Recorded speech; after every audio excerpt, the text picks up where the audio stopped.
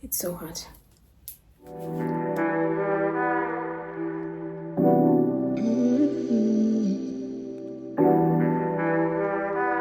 Baes, welcome back to my channel. If this is your first time joining me, my name is Ofense and I am your book bear. Your book bear is in the building, so stick around if you haven't been this side before, because on this channel we do bookish and lifestyle content.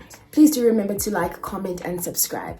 So if you are new to this channel, welcome, and if you're a returning subscriber, hi, hello, thank you so much for the support. I really appreciate you guys. So thank you for sticking around throughout my various inconsistency eras, because one thing about me, life gets in the way of my content and I hate it, but it's true. So right now I'm in my consistent girl era period. So I decided that I'd bring you guys a new video. As you can see by the title, I'll just be looking at the books that I found lying around the house. And basically what sparked this essentially was that a couple of reviews ago, if you are a returning subscriber, you know that I had made a joke about the fact that I had approached a publisher for a book and then they were like, yeah, but we don't think you'll be so successful because of your inconsistency. Not in so many words, but they were basically telling me like, you're not going to get the book because you are inconsistent. So I said to myself, it was definitely a drag, but also constructive criticism. So it's something that I'm actively working on. If you don't already though, please do follow me on Bookstagram, Instagram and TikTok, Book Talk. So without further ado, let's get into the video. In this video, I will be looking at some of the books that I found on my shelf. Okay, I keep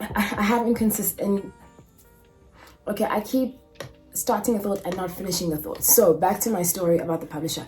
So they told me that I'm inconsistent, but then I was thinking about it like, apart from being inconsistent, but another thing that is sometimes a barrier when it comes to creating content, and I don't think it's just bookish content, I think it's just content across the board, right, is the financial aspect of creating content. For me as a booktuber or a book talker, it's about getting the books, buying the books, having the capital to purchase the new books out, and there's always a new book out. Like I don't think even now you go to exclusive books or any publisher and you could see that they have like this month's releases, there's always book launches, that type of thing. So to keep up, it's just not, feasible for me. And shout out to all the creators that can do that. You are my inspiration, but that is just not my reality. So then I decided, okay, but what is a way that I can still sustain my content but still bring bookish content, like not necessarily do other things and focus on having books to actually read. And then I decided that, and then I thought about it, I'm like, okay, but I live in a household that has books lying around, so why don't I just look at some of those books that I can find lying around and then decide, maybe take it from there to decide what I'm going to do like in a future TBR. So I found some books on my parents' shelf in their study, although I don't know whose books these are or belong to specifically, but it's going to be a departure point. So what essentially I'll be doing is that this is an introduction of a new series that's called Reading Books Already in My House. And how I'm going to structure this is basically every couple of months or every couple of weeks, depending on how quickly I get through the book. So I think it will be every couple of months, depending on how many books I've actually found lying around the house. I will do a video just like this where I introduce all the... Okay, I keep starting a thought and not finishing the thought. So back to my story about the publisher. So they told me that I'm inconsistent. Another thing that is sometimes a barrier when it comes to creating content, and I don't think it's just bookish content, I think it's just content across the board, right, is the financial aspect of creating content. For me as a booktuber or a book talker, it's about getting the books, buying the books. There's always a new book out. Like I don't think even now you go to exclusive books or any publisher and you could see that they have like this month's releases, there's always book launches, that type of thing. So to keep up, it's just not, feasible for me.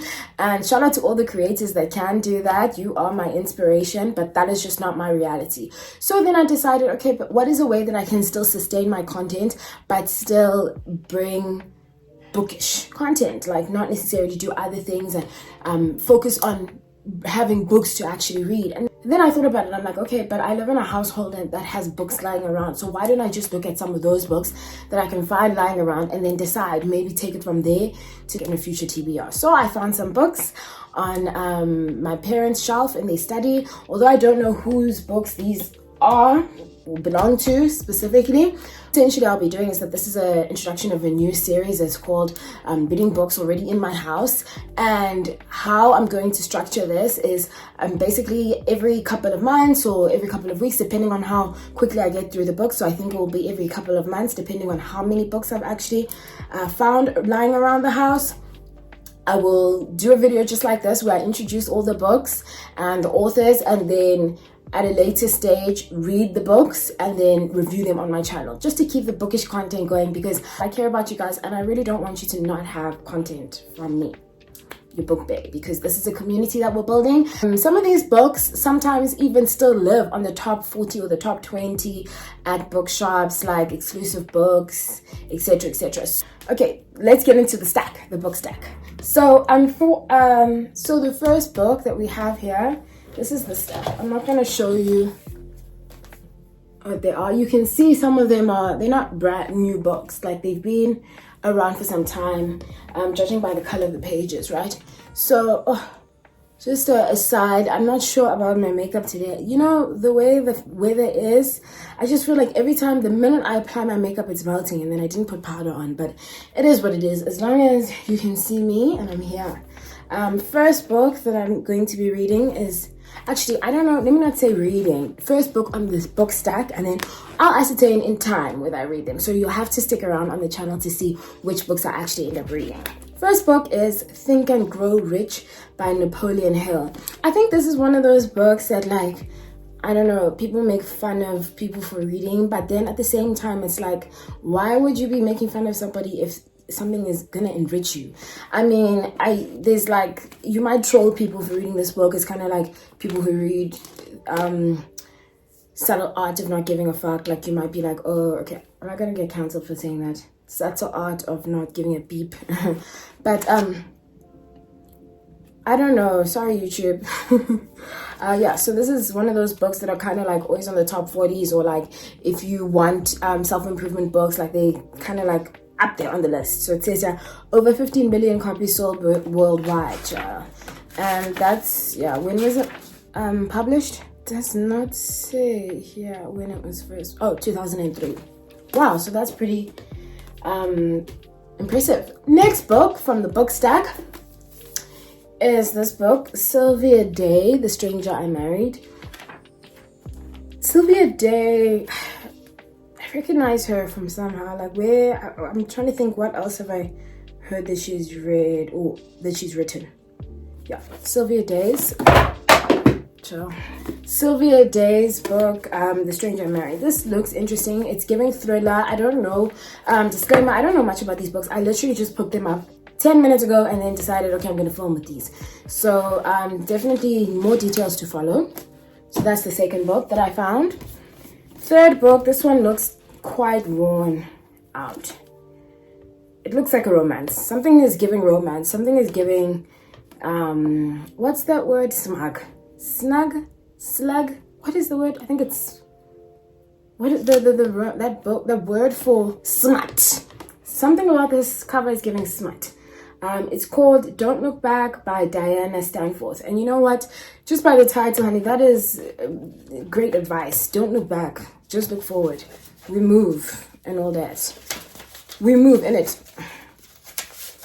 Whoever put this book at the back at the shelf or on the shelf didn't put it back properly. Look at all these pages. They torn. Or not torn, but folded. It's not giving. Okay, the next book on the stack is by Raymond Ackerman. May he rest in peace, child. The Four Legs of the Table. It's also giving business. It's giving self-help. It's giving... Raymond Ackerman was the only South African to be rated amongst the world's most respected business leaders in the Financial Times, Pricewaterhouse ratings. Okay, so it's definitely like, probably like self-help, just judging from when I see business, how to make it How to be successful. It says here, Raymond Ackerman's simple, straightforward formula for success as told by Denise Pritchard. Okay, that's perfect based on what we just read on the channel. If you haven't already, please watch my previous video where I reviewed, or rather discussed, The Outliers by Malcolm Gladwell. I think these two books actually, are kind of in the same genre. Yes. Alrighty, and then the next book here that I found is God Is Not Mad at You by Joyce Meyer. Joyce Meyer is a Christian author, and then judging by the title of the book, you already know what it is, honey. I read one of her books. It says, Joyce has written nearly 100 inspirational books. Her bestsellers include Making Good Habits, Breaking Bad Habits, Do Yourself a Favor, Forgive, Living Beyond Your Feelings, Power Thoughts, Battlefield of the Mind, Look Great, Feel Great, The Confident Woman, I Dare You, and Never Give Up. There's another book of hers that I read. I can't remember, but I read it like when I was in primary school as a kid or something.